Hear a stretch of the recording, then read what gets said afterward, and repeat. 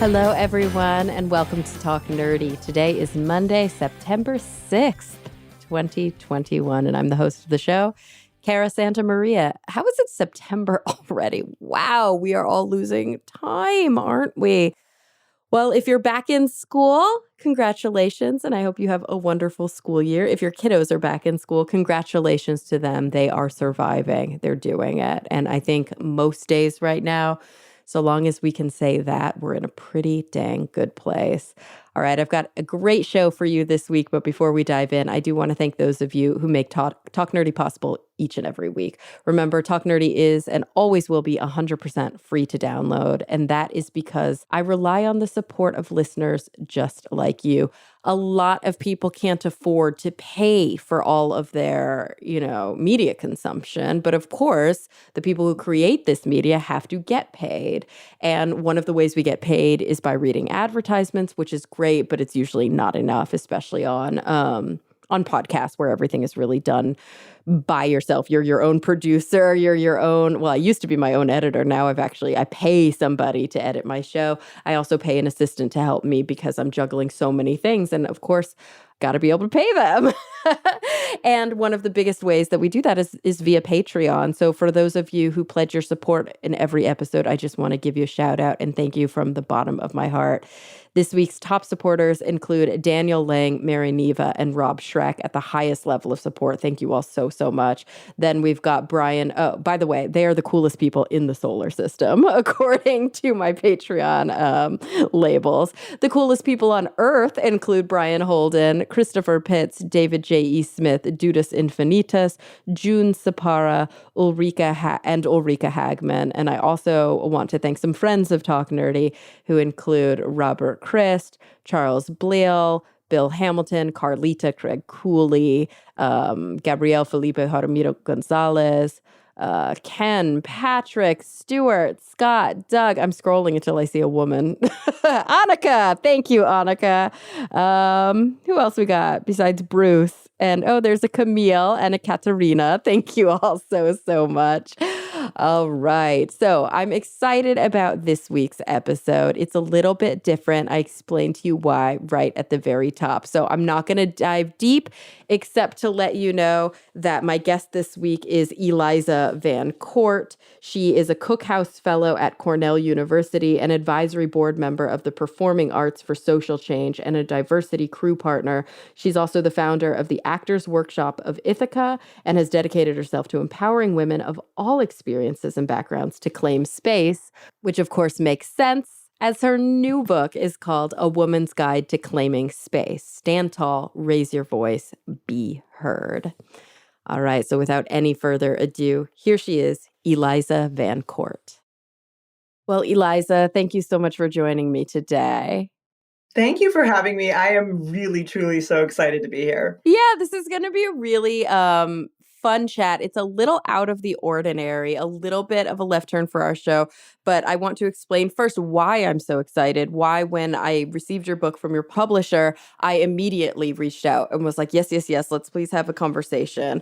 So, this is a science show. Usually I have scientists, science writers, although I have been doing a lot more social justice because that's sort of my area of concentration within my PhD. I'm working on a PhD in clinical psych, but I'm existentially oriented, and my concentration, if that makes sense, like it's like a major for a PhD, is social justice and diversity. And so obviously all of those areas are very interesting. I think that's why I was first taken by your story. But as I got deeper and deeper into it, I realized that this conversation is one that A, I want to engage in personally, whether on air or off, but B, I do think is an important conversation to be had for us and also for the listening audience. So that will unfold as we go, but you're not a scientist. Like, that's not why I'm having you on the show. Your background is not in science. I have no background in science. I have one claim to fame with science, but it has nothing to do with my innate scientific abilities. If you'd like, I can share it with you. Yes, please. Claim to fame. I'd love to hear it. Here's my claim to fame that only people in the science community think is awesome, and people outside have no idea what I'm talking about. But I think it's my great grandfather is Van der Waals, of the Van der Waals forces, or Van der Waals, as we say in our family. Oh, no way. Yep. Oh, Yep. yeah. This is like a fundamental force in physics. This is like a weak force that's like the reason that certain molecules or atoms, like small things, stick together. Like this is a very Yeah. important thing. This makes the world go round. When I went to MIT once, I always tell the people at the end of the talk, and I said, my great great grandfather knew Einstein, and they said, Einstein knew him. That's so cool. Oh my God. And then I felt super cool. Hell yeah, you did. Oh, that's amazing. It's funny because sometimes we're lucky enough to know our grandparents. Very few people know our great grandparents. And like nobody, obviously, it's like impossible to know your great great grandparents because math. Right. But how cool. So he was Dutch, right? Yes. So my background, my mother's Italian. My father is a Sephardic Jew and Dutch. And it was actually a huge scandal at the time that my grandmother, who was really Dutch royalty as a Van der Waals, decided to go with a Sephardic Jew as her choice of the man to marry. And they ended up fleeing the Holocaust. And a lot of people said to her, why are you doing this? You're in one of the most powerful families in Holland. You shouldn't, uproot your life for this. And she said, well, I'm in love. Well, what else am I going to do? And she left and went to America and gave up a lot. So it's a really interesting story. Yeah. And now here you are. I know. It's Wow. wild. It's really wild. And of course, your story is, I don't know, I think it's funny when you read publicity kind of coverage. There's always, people may not know this, but when you receive a book from a publisher and there's a chance that like somebody's going to be on your show or you're going to be doing any sort of press, they put a little leaflet in the book that like describes the story. It gives you like the quick and dirty, right? So that right away, oh, this makes sense for us, or these are the top line notes that I need to know. And I'm always like, oh God, like I know that the people, the authors or the personalities or the actors, whoever are being interviewed don't see this right away because the way they write about people is always like caricatured. Right. You know what I mean? It's like not. Oh, yeah. And so as I'm reading this, I'm thinking, they're like, oh, a story that a Hollywood producer would want for a film. It's like her life was insane. And it's like, oh, Jesus Christ. Like her life was her life. But It is true that you've like, A, been through it. And B, you've had some real brushes, I would say, that I think are interesting to a scientifically informed audience, but also heartbreaking, devastating, ultimately uplifting and optimistic. So even before we get to the whole point of your book and like the work that you do now, which I want to spend most of the time on, maybe you can tell us a little bit about your background and specifically, your childhood, some of the issues that you were facing, and then this like fateful day several years ago when you were riding your bike. Yeah. It's funny. I used to give my talks on communication, and my daughter, and a lot of times people would come up to me and say, it looks like it would be so easy for you to do this. You just look like you've never really suffered or had anything hard happen. And so I can't do this. And my daughter said, well, Mom, it's true. You do come off like that and you have to share your story. And I know you don't want to necessarily use it as a way to get the word out, but she says, that's not what you're doing. You're really helping people understand anyone can learn those skills. My daughter's brilliant. I'm just going to say it. So, I love my daughter. She's 21 and just so much wiser than me, even in high school as a teenager. So in many ways. So I started telling my story, and I do think it's important because I think that it's important for people to understand that you can learn to claim space no matter, what happens to you if you have the right support. So basically, when I was a little girl, I had a really happy childhood until I was 4.5. By all accounts, my mother was an absolutely wonderful mother. And then when I was 4.5, she became paranoid schizophrenic, and it was severe. And she ended up kidnapping me 3 times. There was a national APB out on me, all points bulletin. And one of the times we went across the country, truck stop to truck stop to truck stop, hitchhiking. Was she unmedicated at this time? Oh, yeah. She was in a full breakdown. What would happen is she would go off her meds And then that would be it. If she skipped 1 day or 2 days, she'd start to say, oh, my meds are bad for me. So she Hmm. had to take them every day or else she would slide really fast. And so what happened to me on that trip, and that was when I was 4.5, 5.5, and then 6, I think were the times, Oh, wow. You're six and a so half. young. Yeah. And what happened to me really made me understand why I started to conflate invisibility with safety. I thought if I could just be invisible, I would survive. And of course, as I grew up, I realized that being invisible is not safe. It is quite dangerous. But I I ended up going into having kind of a winding road. I was a political science major in college. I lived in a kind of a state of semi fear, but I really tried to overcome that. And I had a lot of PTSD from what had happened. And had you done like work at that, let's say by the time So you were much in therapy. college? Okay. All right. So you were pretty self-aware of all So these much things. therapy. Yeah. And I also had women in my life, like my big sister and the Big Sister Big Brother program. And there's so much research that shows that one person can change your life. And this woman saw me every day from the time I was 6 until I went into high school, when I said I wanted to see her a little bit less, but she was at my wedding. Hmm. She was there when I got a divorce. She was the first person, well, I'll tell you about that in a minute, about my accident, but she was the first person to meet me at the hospital. So anyway, I had a lot of support, and one person, I always say my story is not about how one person can have triumph. It's about the impact you can make on one person's life. And so I ended up, I was doing okay.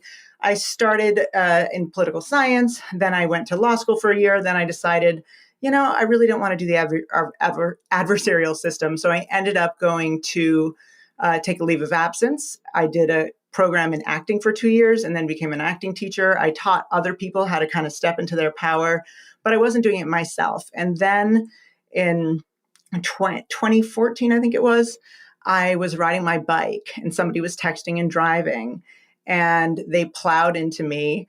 I got thrown on the hood of their car, hit one side of my head, got thrown in the middle of an intersection, hit the other side of my head unconscious, had a bilateral brain injury and a subdural hematoma.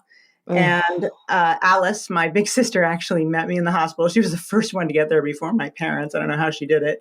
And I woke up with severely compromised memory. So I would have my whole day, everything would be fine. I would go to sleep. I'd wake up, half my day would be gone.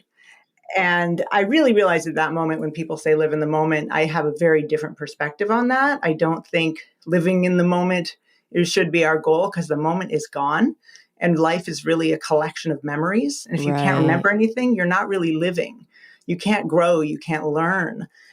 So for me, it's really about creating memories that you're proud of or that you learn from, or Right. they bring you joy. And because that's really what our life is. The moment is gone. It's all about what we learn from our memories. So anyway, so I ended up also realizing pretty soon in that I thought I was fine. I thought I was getting a lot better. I had little weird quirks, which I'm sure scientists will love to hear about. Like I went to sleep. I mean, I hit my head, and before I hit my head, I hated raw tomatoes. I found them repulsive. I woke up and I craved them, and I Oh, still do. weird. So really weird, quirky things like that. Yeah. But one day a friend came to my house and I said to her, why is everyone acting so strangely? And she said, Eliza, they're not. They're responding to you.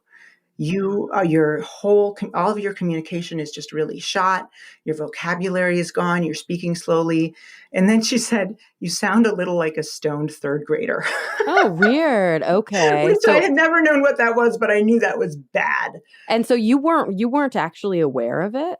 I wasn't aware. Oh, interesting. And it Okay. was really scary because I remember thinking my whole life, my deepest fear was that I would end up like my mother. I would end up not knowing that I had lost it. And because that's what makes you crazy, right? Crazy is Right. I think these things and I think they're real. Like when we're depressed, we think I am depressed, right? We know we're Yeah. depressed.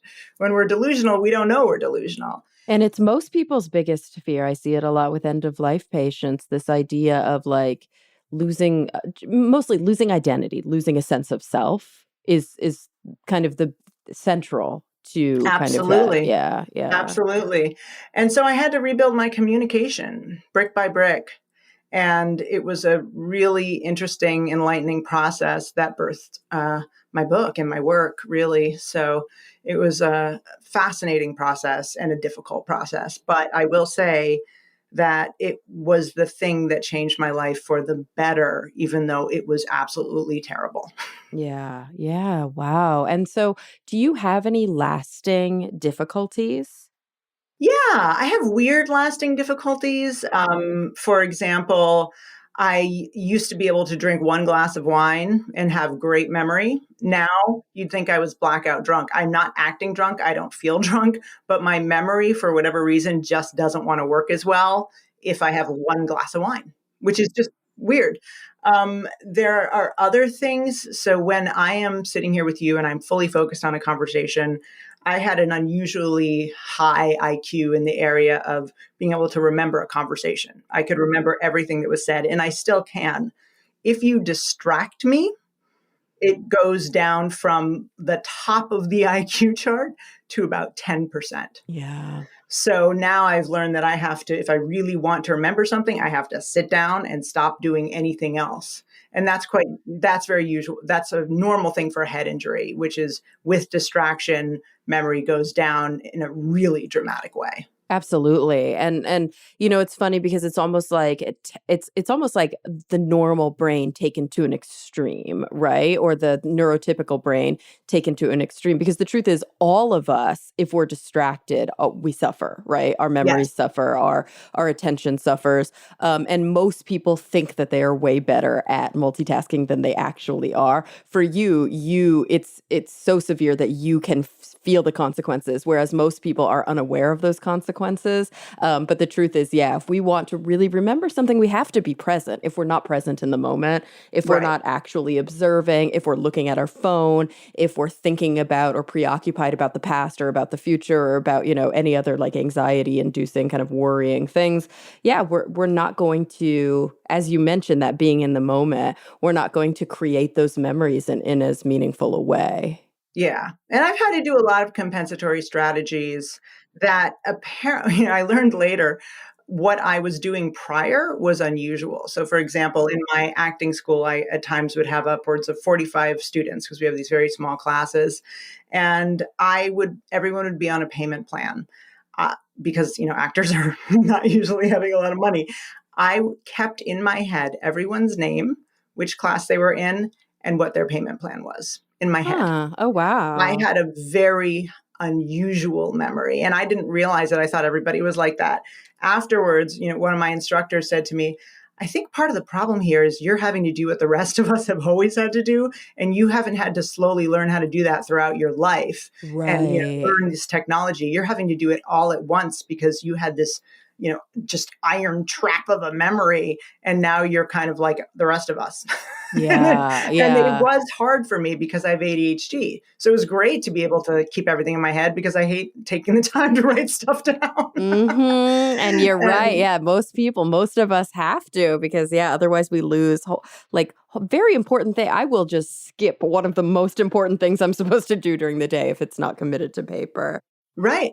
I used to have my whole schedule, I could have 8 things in a day, all day long, all week, and I would know exactly what was on it. And now I'm dependent on my calendar. And Right, that's right. just a very different experience for me.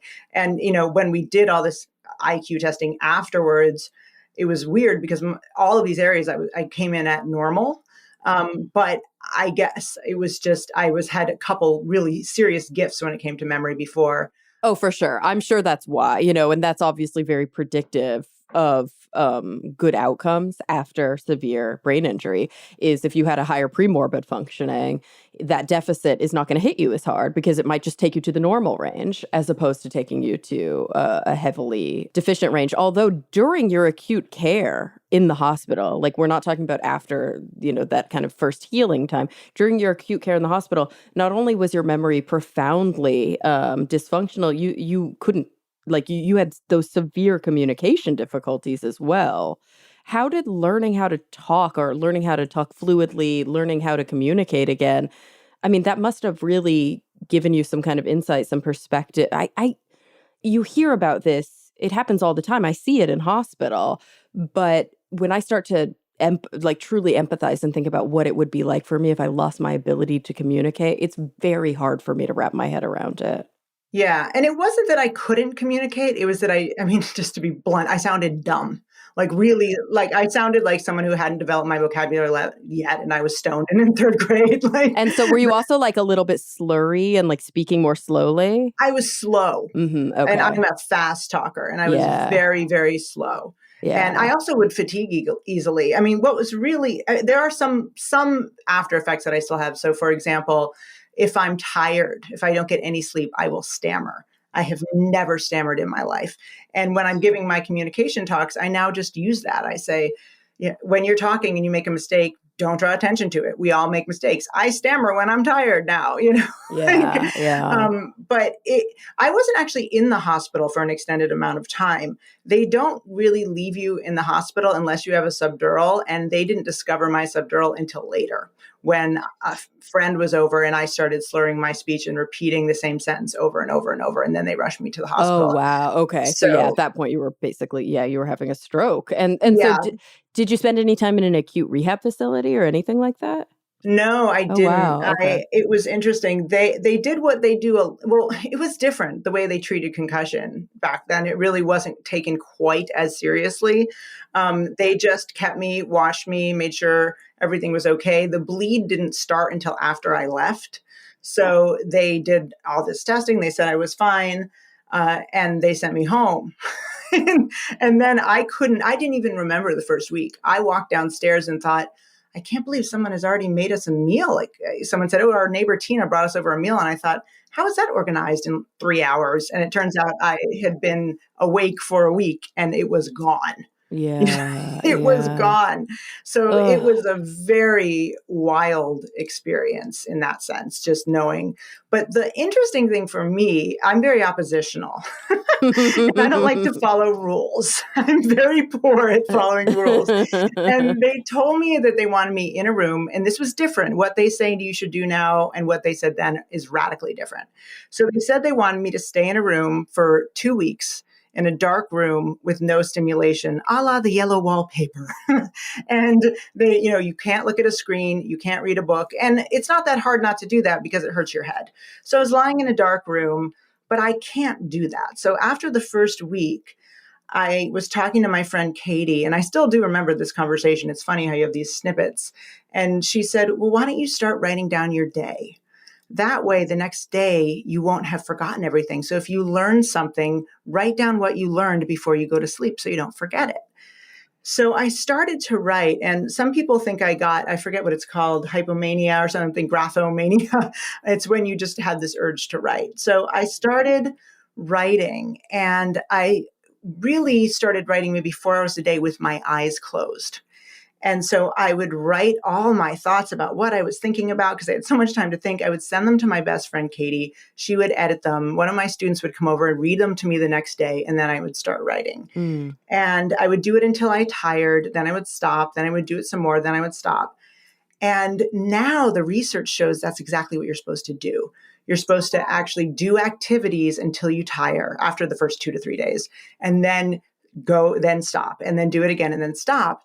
And because the only thing I was doing in terms of what would now be considered rehab was writing, some of the brain specialists that I've gone to are convinced that that is why writing became such a focus for me after my accident, because my brain said, oh, that's the most important task we have to heal. Interesting. Interesting. And it really did, didn't it? It was like that's when the writing became a big part of your life. Prior to that, you wouldn't have considered yourself a writer. No, no. I mean, I wrote one act plays for my school. I collaborated with my students on one act plays, telling their stories, but no way would I have considered myself a writer until after the accident.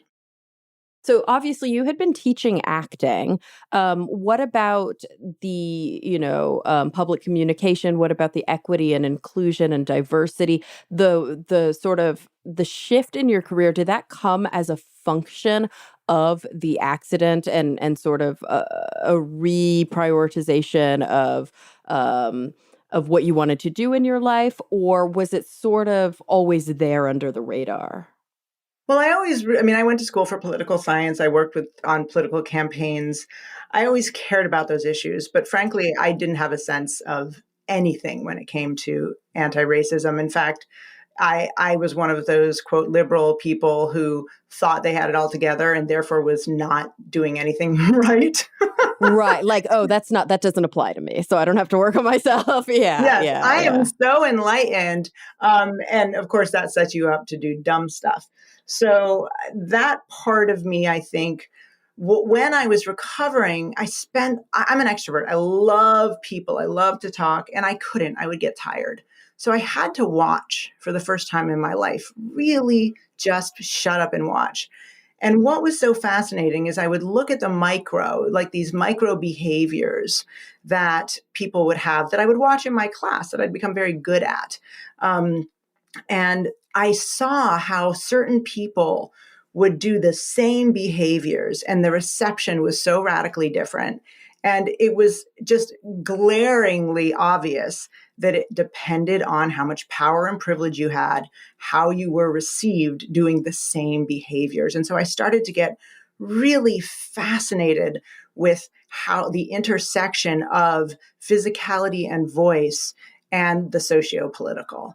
And because I had that political science background and I'd taught acting for years and was really good at identifying the minutia of human behavior, which is what the Meisner technique is all about, it just kind of came together. And people for years had said, hey, will you help me with my speech? Will you help me with this?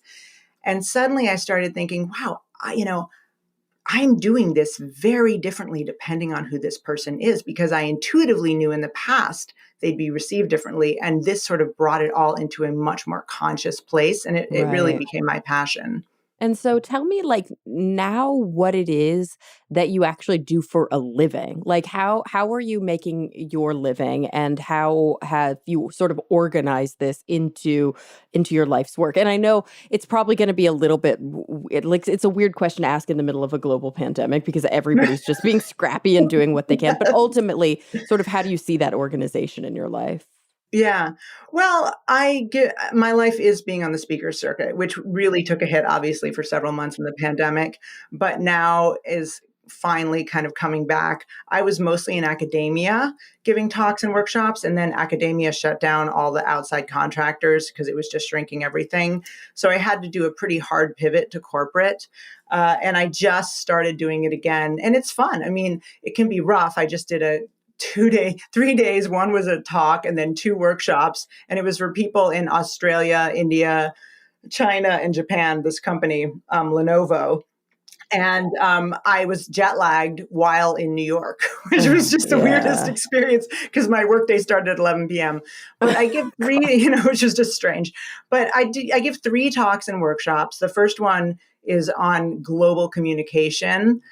So just really how to use the macro of public speaking in order to identify the micro of communication and give people concrete steps and skills they can use to optimize their communication so they're more persuasive, they're better leaders, et cetera. The other one is I have a focus just on women. And then the one that I really is just so close to my heart also is I have a talk addressing whiteness directly as a white woman and how you can become not a performative ally, but real critical allyship. And that was something I developed for the Office of Minority Education at MIT years ago. And it's just been sort of kind of developing over the years as I customize for each organization. Oh, So I love that. and I love Yeah. it. I just absolutely, I cannot believe I get to do what I love. And change people's lives in these workshops where I still get emails from people I've worked with 5 years ago saying, I just want you to know everything changed after your workshop. And to me, that's just, I always joke, isn't it great they don't have to be hit in the head with a car? Yes. Seriously. God. No, it's true. And I mean, I think it's rare. Now that I'm working on my PhD, I see patients as part of my practicum training. So you have a certain number of hours you have to get before you're able to, start your internship. And then you have a certain number of hours you get before you're able to become doctor. And then you still have to get more hours before you can get licensed. And I collect hours in a very large cancer center here in Los Angeles. And a lot of my patients are in cancer survivorship. Some of them are in active treatment. And, a smaller number, but a really important number to me are in end of life scenarios. And one of the things that I do not take for granted, I very much have sort of completely shifted my perspective is that I'm not dealing with the end of my life yet. I mean, we all are, but not yet, right? None of us really knows. But I am lucky enough to learn from my patients who are dying all of these lessons that unfortunately, for some of them, it took dying for them to learn. For some of them, they had this really great insight and these great perspectives even before the case. And for some of them, they're in sheer denial and like never accept it until the day that they die. But I'm very lucky that being exposed to them on a regular basis and really listening to them, I get to walk away with those sort of takeaways without having to be in that position. And you are offering, because you went through the shit and it gave you this, what we call in existential psychology, we call it a boundary experience, like something that drastically shifts your perspective out of the normal everyday kind of capitalist consumer, keeping up with the Joneses, superficial, into the mortal, the existential, the profound. When you go through a boundary experience, you cannot help but come out the other side different. You're just a different person.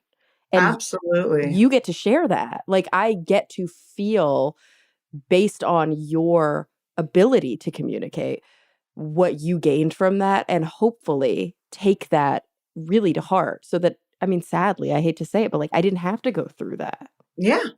Oh, yeah. I mean, I always joke when I do my talks and my workshops, I'm going to share this with you. And luckily, you don't have to be hit in the head with a car to learn it. Yeah. Well, hopefully. And the frustrating thing is there's always going to be a certain percentage of the audience who still doesn't learn it.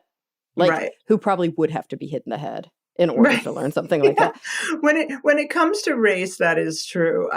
It's really fascinating, actually, when I'm doing my talks and I'm going into a certain part of the talk, which tends to really go after whiteness in a very direct way.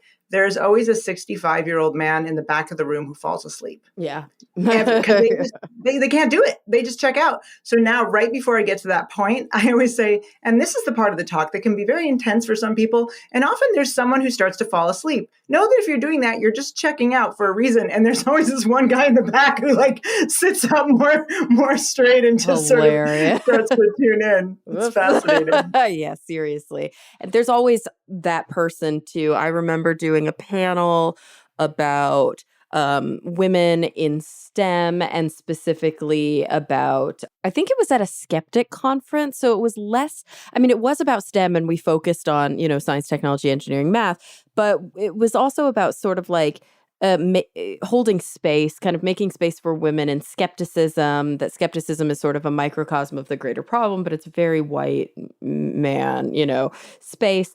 And I remember we were talking about resiliency, and it was so insane. Like, this guy raised his hand and he was like, well, should we be yeah, exactly. It's like, should we be doing a better job in school teaching women how to be more resilient? And I was like, whoa. I was like, there's so much to unpack here.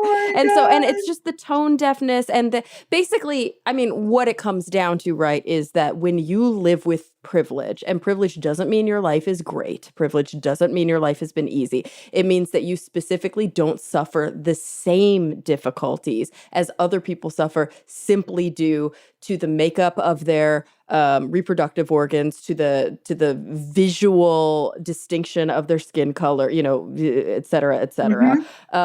Privilege simply means that you're not taken down a peg, you're not discriminated against, you're not shit upon simply for those reasons. And then, of course, all the things that come from that.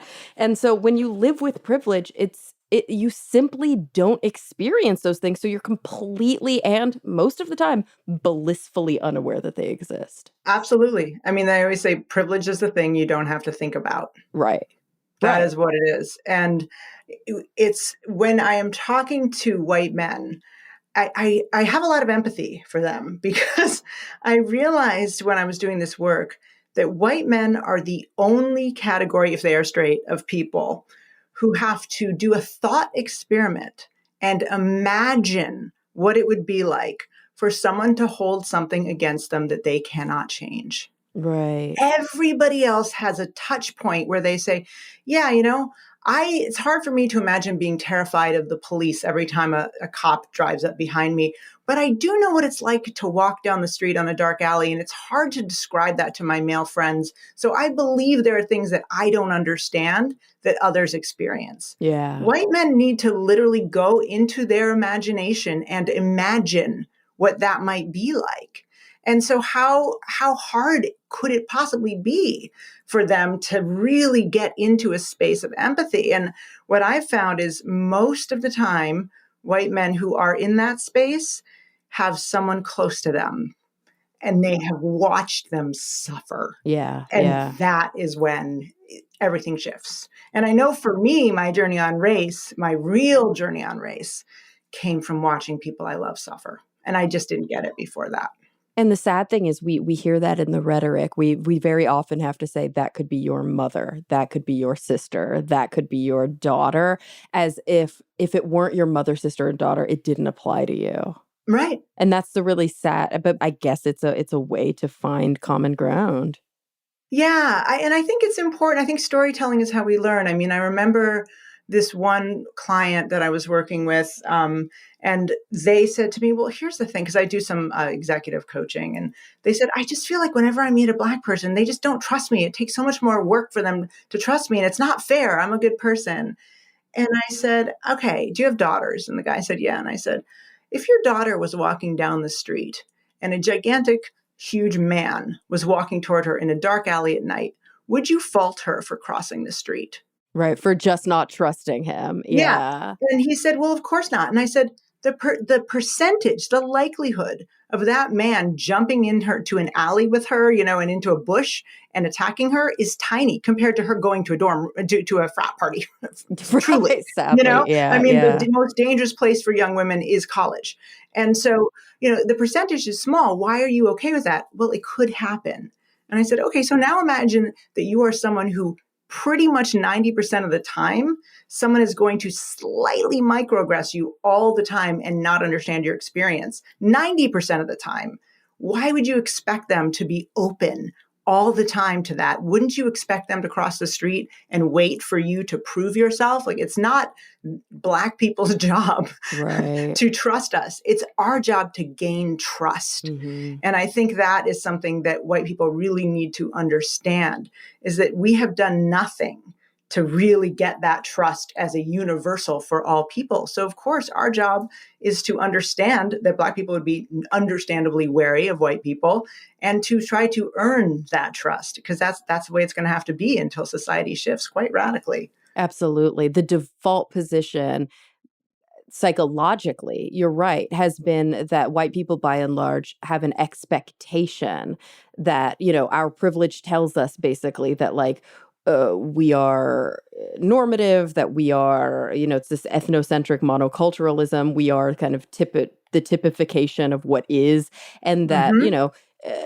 we're trustworthy and we're safe and we're wholesome and and it's batshit. It's an absolutely batshit to just rest on that. I don't even want to call it a laurel because it's not, because it's also a complete rewrite of history. Right. We historically have been the aggressor, the oppressor, the person who holds the power. And yes, sometimes we're benign, but more often probably, it's like that benign racism, benign sexism, where it's like, if it serves me, I will be kind to you. But ultimately, don't cross me, because then you don't want to see what I'm capable of. I think that that's probably the distrust that is deep in the hearts of many people of color in this country, and very much deep in the hearts of many women in this country, is sort of like towards men, right? This idea that I'm going to assume a certain amount of chivalry unless I challenge him. And then I better be really, really wary of the consequences. Yes. It is our job in communication to take care of men. That is just a fact. That is why, for example, you will often hear a man say a sentence and then pause when they're not pleased. They will say they'll say, this is not something that I'm happy about. And then they pause. Women, for two reasons, won't do that. One is that we are likely to be interrupted. And the second reason is that it's our job to keep the ping pong going. We are supposed to not let that kind of pregnant discomfort sit in the air. We are supposed to be the caretakers in communication. So when we do that, we are automatically put in in my book, I talk about the crazy feminist bitch category. And so there are so many behaviors that women just cannot do because, and so unless we're kind of following this, I'm going to take care of you. I'm going to be a little bit small. I'm going to build you up. The same behaviors that a man would have, we are going to get pushed back for. Absolutely. And that's sort of what I wanted to spend the rest of the time that we have together really focusing on is, of course, your new book, A Woman's Guide to Claiming Space. Stand tall, raise your voice, be heard. This really is about sort of the way that communication has always occurred because of these gender roles and because of the kind of power dynamic and the things that we've been, I don't want to say doing wrong, but the ways that we've been, as you mentioned at the very beginning, trying to feel safe, which may ultimately sort of backfire, and ways that we can reclaim our space. And so like sort of more news you can use, like real tips. And maybe I'll start with a more personal question to get the ball rolling. So I work in, a lot of different capacities. Like I said, I'm working on my PhD, but I also like do a live daily television show. I work on several podcasts. This is my podcast. This podcast was actually born out of a very difficult, gaslighty, sexist situation back when I was doing a live daily television show with a horrific executive producer, probably the worst TV experience of my life, really breaking me down daily, like making me think that the staff didn't like me, making me think that I wasn't capable, that I wasn't good enough. And it took a very long time for me to kind of regain confidence. And during that time, I was lucky enough to be on a podcast and it was recommended, hey, why don't you start your own podcast? You can be your own producer. You don't have an EP. You're your EP. You say whatever the fuck you want. And that's why I'm very unapologetic. Yeah, exactly. When I get feedback like, oh, Cara talks too much, or oh, Cara doesn't do X, I'm like, whatever, it's my show. I don't care. And so there's that. But I work on another show called The Skeptic's Guide to the Universe, which is a huge podcast. I mean, we have like massive following. I did not start it. I've been with them for 6 years. They've been around for like 15, like one of the earliest podcasts. And it's a skeptic show. And, you can make your own decisions about what you think the makeup of the listenership is. But I can tell you that regularly we deal with very sexist emails that start with things like tell the girl, tell the girl she talks too much. Oh, yeah. See, I'm just so oppositional. That makes me want to go on a show and just talk the whole time. Well, and my response is always like, what makes you think the girl doesn't have access to this email chat? It's like, what are you talking about? Or, all the kind of classic, oh, her vocal fry makes her sound stupid, all the little micro, whatever. But one of the things, and that's all a long way for me to kind of take you to this place where sometimes somebody will say something ultra sexist, right? Like they'll be talking about my vocal fry. And Steve, the host of the show, God bless him, I love him to death. He's a neurologist at Yale. He's very well respected. The other 4 guys on the show are all, middle class, middle-aged white men from Connecticut. And they're amazing and they're brilliant. But, they all come from a very particular place. And so there's not a lot of diversity of perspective, let's say, put it that way. So I'm sort of the offbeat person on the show. He will very often approach it like this is a learning experience. He'll link them to articles about how, talking about a woman's vocal fry is sexist. He'll kind of try and educate. And he's like, we've just got to remember that these people might not be exposed, blah, blah. And I'm like, that is very easy for you to say. Yes. But I am in this position where I'm fucking tired of managing male fragile egos. Yeah.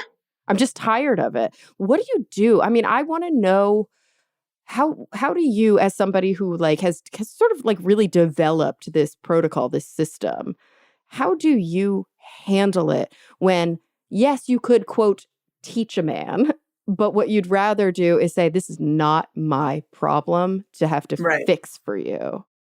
Yeah. Well, I got to say I just have to jump in that tell the girl, blah, blah, blah. Oh my God. What I love about that is there is an assumption there that the quote girl doesn't know what she's doing. Oh, for sure. And there's an assumption that I'm somehow not even in the room. Right? Like that they're sending something to info@theskepticsguide.org and that I wouldn't have access, that only the men would be reading and that then they would tell the girl as if I'm not even an equal player. Well, not only that, but it assumes that you don't know how much you're talking. For sure. Yeah.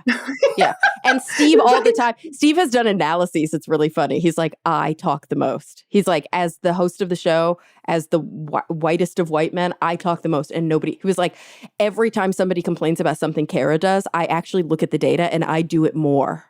Yeah. Oh, yeah. I mean, this happens almost, I'd say 50% of the time I do a talk. There's always a white guy who stands up in the audience, Q&A, and says, well, I just have to say I'm the only man in the department and I am the chair, but I still can't, or I'm the head of the department, whatever. I can't get a word in edgewise. And what do I do when everyone's talking more than me?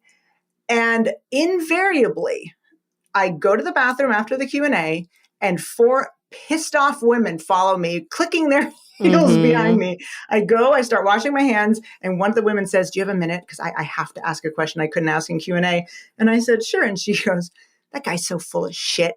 We can barely talk. When we talk a little, he feels like he's not getting his fair share. This is ridiculous. And it's so interesting. And I think it goes back to the fact that when little girls are growing up and little boys are growing up, when girls interrupt, they're told not to. And when boys interrupt, they're not told not to at that same rate. And so literally girls learn to shut up and boys learn to interrupt.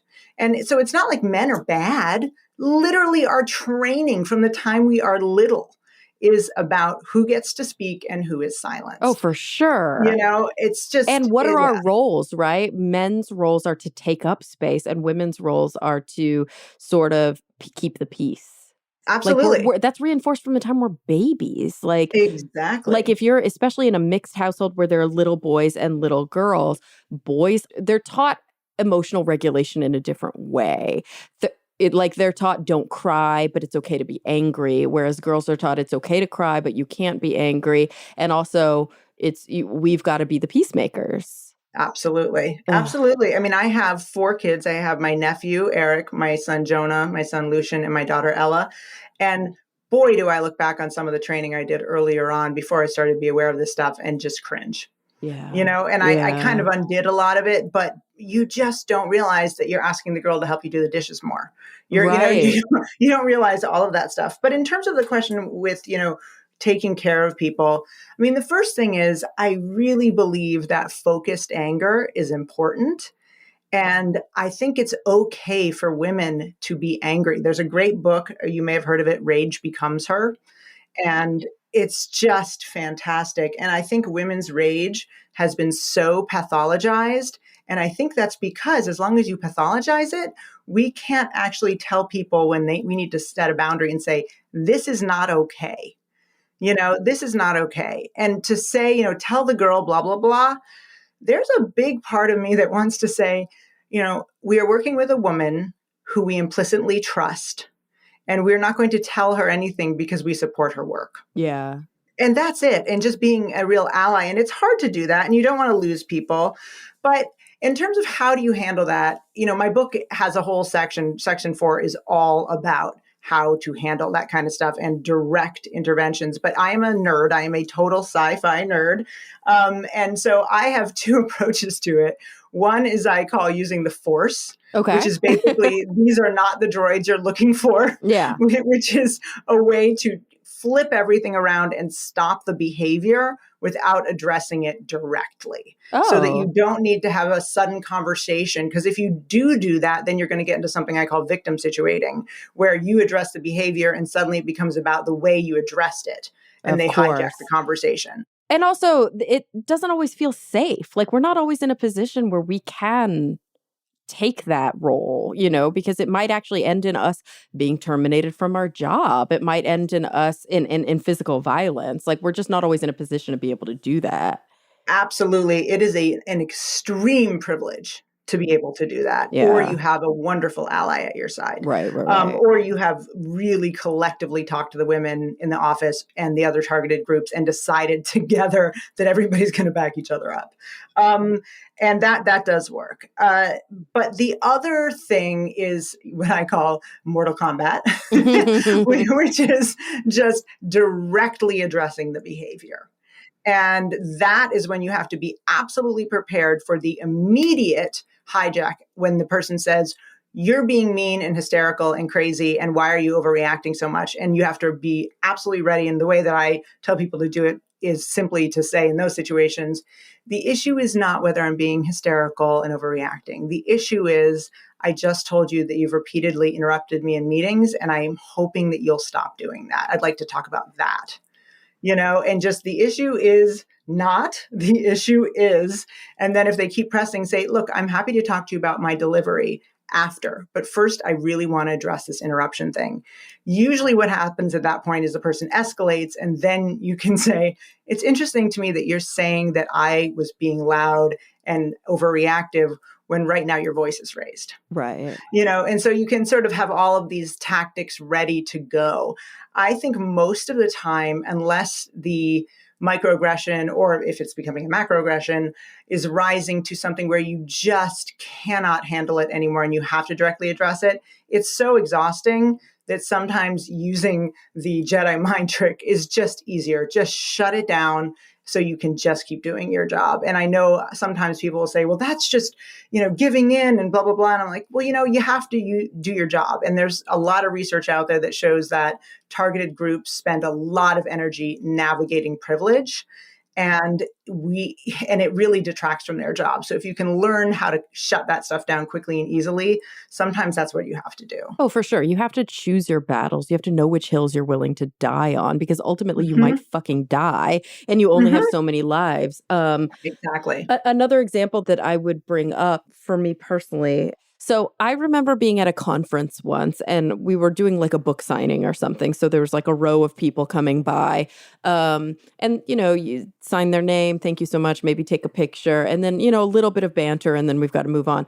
And there was a man, a young, man. It was an international conference. So I do think there was some like I don't think there were language barriers, but I think there might have been some cultural differences. Definitely still from like a white English, like a predominantly white Western English speaking country. And this guy was like, it really disappointed me to see that you spoke on this one panel, because at that conference they had, Speaker X, and Speaker X has this long history. And why didn't you decide to not do it and take a stand and make a statement? And it's really like disappointing to me, blah, blah, blah. And I was like, okay, the amount of privilege that so many you layers. think, like so many, like this idea that if I chose not to engage every time there was a problematic man involved, I would never work. Yeah. And I'm not the person who has any power or control in that situation. You think if I don't show up, they're not just going to replace me? Right. I'm not the big voice here. I'm not the big ticket. That's the problem. Why aren't the people who have all the power and say not stepping down? Like, I'm just trying to make ends meet and to make a paycheck. It blows my mind, this inability to articulate where the power dynamic is. Oh, I know. I'm tempted to go back in time and just say to the man, would you tell a woman walking down the street that I'm disappointed you walk down that street because there's somebody who usually whistles? I know, right? It's that you're right. Would you tell her that? You really should you should cover yourself up. And then if you walk down that street and he whistles, that's really on you. It's your fault. Mm-hmm. Like, nah, as my daughter would say, nah, son. Yeah, you're so right. That is the parallel structure there. Yeah, absolutely. And I actually really struggled with that when I wrote section 4 of my book, because there was a part of me that felt like I was teaching women how to cover up and mitigate all of these things rather than tell the people to stop whistling. But it was a woman-centric book. And that is why in the chapter on mansplaining, my editor was like, are you sure you want to do this? And I said, yeah. And that chapter starts with, men, this chapter is for you because we have nothing to do with mansplaining, as it is on its face, mansplaining. And it's written for men. Exactly. Yeah. Like, oh Yeah. my But I God. think we do a lot of that. And also, it's interesting, there's so many things that now that I know how to do, I've done so much research on this, but I'd also like to say to the guy, I'm wondering why you're talking to me about this and not the people who organized it. Exactly. Or not the keynote speaker. Yeah. Who is a man, Right. or, just the people who have any amount of power in the situation. Right. Exactly. Yeah. And the irony of him like throwing his privilege around to talk about how you didn't stand up to that is so funny. And that was the frustrating part, because this is a very liberal progressive ally. You know what I mean? This is a person, it's not some tone deaf dude. Like, the whole point was he was saying there's too much sexism. These problematic people are still holding space. Why aren't you speaking up? And Yeah. and it's like, bro. Right. It's Yes. like, you're so tone deaf, even though we're on the same team here. And that's Right. the part that gets, and then the truth is, this is what happens. I remember being at another conference, long story short, there was a costume competition. The guys and I from the Skeptics Guide dressed up as Gilligan's Island. It was very cute. We ended up winning first place. It was awkward because, we were like the keynotes, and it's like, we can't take this money. So we just put it in the bar, and, got everybody drinks. But the second place winners, this was in Vegas, by the way, a conference in Vegas, a skeptic conference. Yes. Second place winners were a couple that were dressed as a pimp and a hoe. Whoa. Yeah. And so in my panel about women in STEM and about sexism, railed. I was like, there are problematic things happening at this very conference. Can we talk about human trafficking? Can we talk about, yes, part of the problem is that these people chose to buy these costumes, but a larger problem is that the organizers of this conference then elevated them. And a larger problem still is that you could buy a pimp and hoe costume off the rack. These are all big societal issues, but we have to talk about the fact that we can't be part of that machine. And guess which conference I've never been invited back to? Yeah, well, that's there are real consequences when we do speak up. And I had a position of privilege and power because I was holding space on this panel. And I was like, fuck, if I don't say something now, this may never be addressed. Yeah, it is very, very difficult. And the part that you described about that guy is something that I have now deemed, and it's really, really it's everywhere in academia, in college towns, is top shelf racism or top shelf sexism. And top shelf racism or sexism is the kind that you get off the top shelf. It's really sophisticated. It's so well delivered. It goes down so smooth. You barely know you're drinking it until you're sick. Mm-hmm. Yeah. And then you're like, wow, I just drank a lot. And it is just, it's not like, crappy alcohol. You take a sip and you go, whoa, that is some strong, crappy vodka. I don't think I'm going to not do more of that. Yeah, that's the guy on the street who's like whistling at you. Exactly. That's the guy on the street who's whistling at you. But what this is just these people who actually know all the language. They know how to say anti-racism. They understand all the things. They know all the things. And so when they do it, it just goes down so smooth that you just don't even know it until you're sick. And I think that is the number one thing that happens in these kind of situations is it's so hard to know how to combat that because the delivery is so sophisticated and the people have so many different pieces holding up all of their racism and sexism and justifying it in a very intellectual way that you are up against a big thing. So, for example, when I was in LA, I was doing a panel in LA and I was going on a walk, and I'm someone who is directionally challenged. So I kept walking back and forth in front of this one place. And it was there was a guy who was homeless on the ground. And every time I went by, he would say something really obnoxious to me. And finally, I just made this cost benefit analysis. And the next time he did it, I looked around, there were plenty of people. I walked over to him and I said, I don't know if you realize this, but every time I walk by you, I feel really unsafe. Yeah. And he said, I'm sorry. And this other guy who was with him, who'd been dealing drugs right next to him, just ran away, literally, like just ran away. And the guy said, I got 3 daughters. I want them to grow up to be big, strong women and virgins, which I thought was funny. Yeah. I was like, we're not going to even go on that one. No, we're not. He's like, Yeah. we're not ready for that yet. And he's like, I want them to be good women. I got tats and I don't want to be that man. And I said, and he's like, and I didn't mean to. And I said, I really believe that you didn't mean to make me feel that way, but it didn't really matter what you meant to do. The impact is that I felt really upset and unsafe every time I walked by you. And he said, he looked at me, got really quiet, and he got tears in his eyes. And he said, I'm sorry. And I thought, wow, this is so much easier to deal with than a professor from Harvard. Right. Oh, for sure. This is so much easier because this is not top shelf sexism and it's very easily addressed. Yeah. And also, this person, there's an intersectional issue here. This person has suffered and understands a lack of equity. And so, if you Mm-hmm. can tap into that, I think that usually that's where the comment, but it's really hard when somebody's lived their whole life with privilege and they've done some of the anti-racist or anti-sexist work intellectually, but none of it emotionally. Yeah, that's exactly right. And I think for me, my journey on race was so profound and so painful. Dr. Nia Nunn, who I talk about in my book, calls it discovering letters. So, because she works with young people, and one of her big jobs is preparing them to go into the school system and deal with the whole system of special education and how racist that is.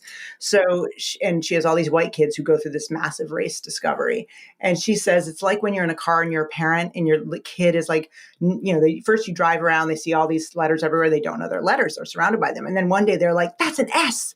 That's a T. Oh, P, P, P, mommy, P, P, P. Right. And suddenly they realize all these things they had been looking at right in front of them have meaning. And then, and that's when the white person goes up to the black friend and says, did you know there's racism? It's like everywhere. Yeah. And the black friend's like, yes, I've been writing and reading for some time now. Yeah.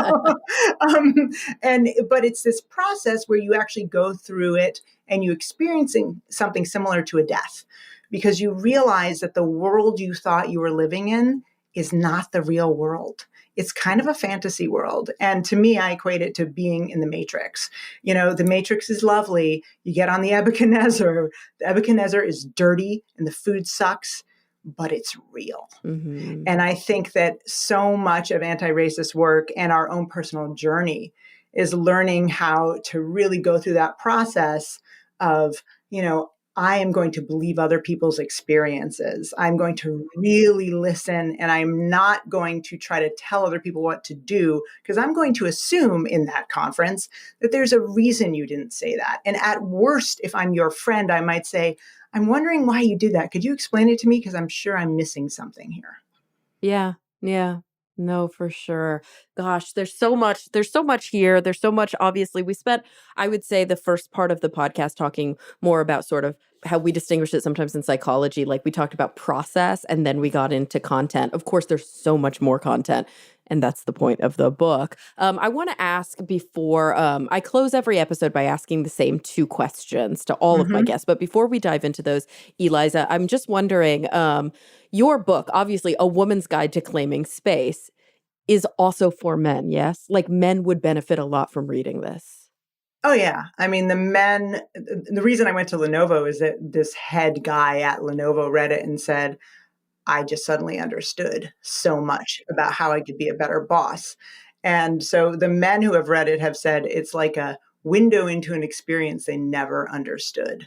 And a lot of people from targeted groups men of color have actually contacted me and said, I actually related to this book in many ways because some of this is universal to anyone who's ever been targeted. So it's certainly, I think it's a book that if you want to learn more about women, this is the book to read. Yeah, absolutely. All right, great. So, okay, Eliza, at the end of the show, I ask everybody the same 2 questions. They're really big picture questions. I have guests on the show from all walks of life who also do all sorts of different work, usually within STEM or journalism. But I'm always curious how their own personal kind of experiences sort of contribute to the answers to these questions. So they're really big picture. I want you to think in whatever context is relevant to you. So this could be very personal. It could have to do with your work. It could be global. It could be cosmic. Number one, what is the thing that has been keeping you up the most at night? The thing you're legit concerned about,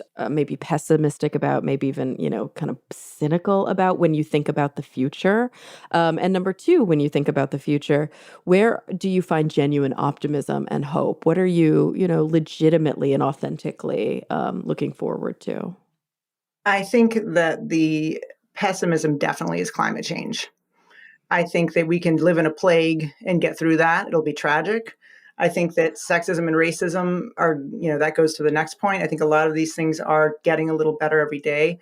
But climate change, it's very frustrating. Robert Frank, if you know of his work, he wrote Luck and Winner Take All Society.